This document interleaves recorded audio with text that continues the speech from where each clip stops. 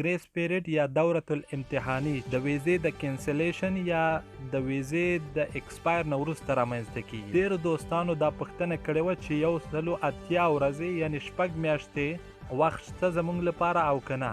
نو تر اوسه یعنې د نن تاریخ د 28 د سپتمبر د نن نیټې پورې هماغه مخکینی 10 ورځې ګریس پیریډ چلیږي او تر ننه پورې دا حکم نه دی کنفرم شوی چې په عامو ویزو باندې به هم دا حکم وي. زه پوهیږم چې تاسو به د ځینو چینلونو نه دا خبرونه اوریدلی وي چې ستاسو ګریس پیریډ 180 ورځې یعنې 6 میاشتې ده، خو تر ننه پورې دا خبره کنفرم شوې نه ده.